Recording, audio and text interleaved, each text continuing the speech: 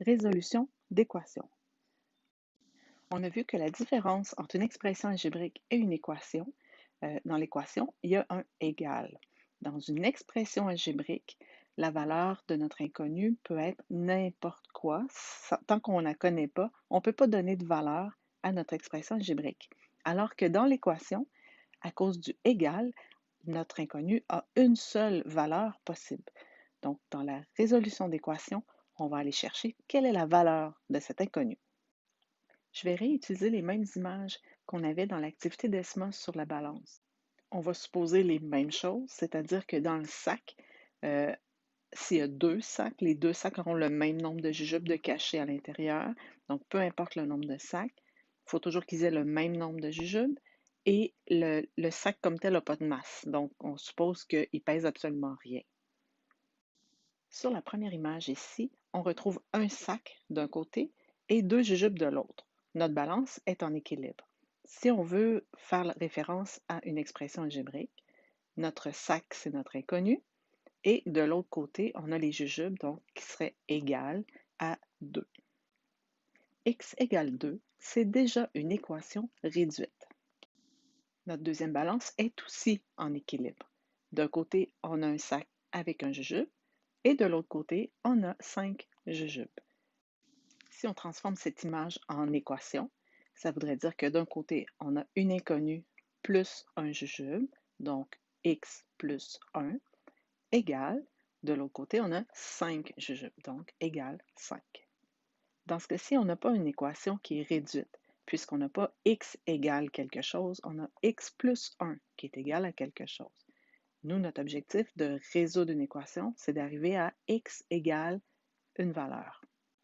En utilisant la balance, on avait réussi à trouver le nombre de jujubes dans le sac en se disant, ben, si j'enlève ce jujube-là, puis que j'en enlève un de l'autre côté, automatiquement, c'est encore en équilibre.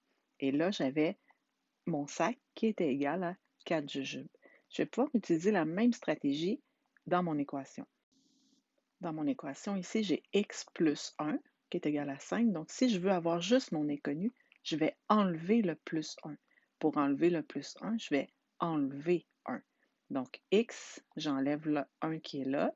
Si je veux que ce soit en équilibre, j'enlève le 1 aussi de l'autre côté. Qu'est-ce qui va me rester? X plus 1 moins 1. X plus 1 moins 1, il me reste x. Et de l'autre côté, j'aurai 5 moins 1, ce qui me donne 4. J'ai trouvé la valeur de mon x. On se fait d'autres exemples. X plus 7 égale 15. Tu peux imaginer ici là, ton x plus 7 égale 15, que d'un côté de la balance, tu aurais un sac plus 7 jujubes, et de l'autre côté, tu aurais 15 jujubes. Qu'est-ce que tu vas faire? Tu peux éliminer les 7 jujubes qui sont avec le sac. Donc, algébriquement, on va faire moins 7. Je fais la même chose de l'autre côté. Je vais éliminer 7 jujubes, donc moins 7. X plus 7 moins 7, donc il va me rester d'un côté juste mon X. Et de l'autre côté, 15 moins 7, il me restera 8 jujubes. Donc X est égal à 8. Comme notre inconnu dans une équation ne peut prendre qu'une seule valeur, ça veut dire que je pourrais aller vérifier. Dans mon premier exemple, x plus 1 est égal à 5. Est-ce que c'est vrai que si je remplace le x par 4, 4 plus 1, est-ce que c'est vrai que c'est égal à 5? Donc, je peux vérifier, valider ma réponse à chaque fois. Le deuxième exemple, x plus 7 égale 15. Si je remplace le x par 8, est-ce que c'est vrai que 8 plus 7 égale 15? C'est vrai. Donc, je suis certain que ma réponse, elle est bonne. Est-ce que tu te rappelles du rôle du ballon dans cette activité d'Esmos? Si tu regardes, dans ce cas-ci, ma balance est en équilibre. D'un côté, j'ai un ballon avec un jujube, mais de l'autre côté, je n'ai absolument rien. Pourtant, je te rappelle, ma balance est en équilibre. Ça veut donc dire qu'un ballon annule un jujube. Si mon jujube c'est plus 1, mon ballon c'est moins 1.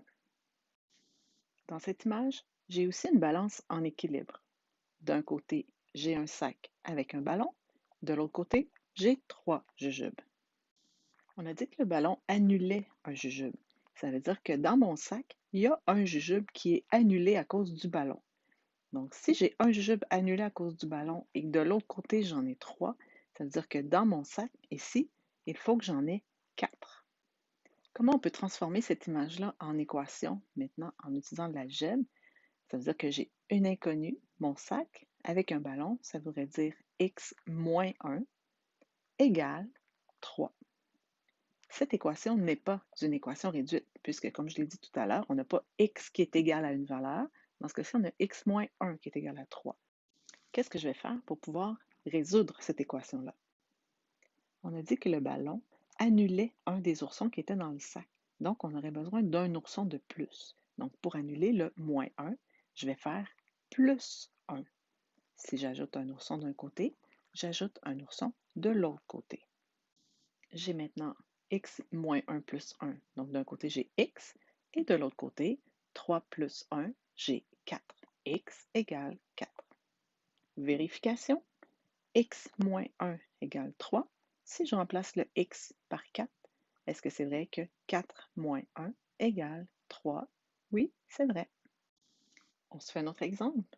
X moins 5 égale 12. Tu imagines sur la balance un sac avec 5 ballons d'un côté et de l'autre côté 12 oursons. Si j'ai 5 ballons, ça veut dire que dans mon sac, il y a 5 oursons qui ont été annulés pour en obtenir 12 de l'autre côté. Donc, dans mon sac, il va en avoir beaucoup plus que 12. Il y en aura 5 de plus que 12. Algébriquement, donc mon x moins 5, je vais ajouter 5. J'ajoute 5 d'un côté, j'ajoute 5 de l'autre côté. J'obtiens x moins 5 plus 5. Il me reste x d'un côté égale 12 plus 5, ça donne 17. Finalement, x égale 17. Vérification. X moins 5 égale 12. Si je remplace le x par 17, est-ce que c'est vrai que 17 moins 5 égale 12? Oui, c'est vrai.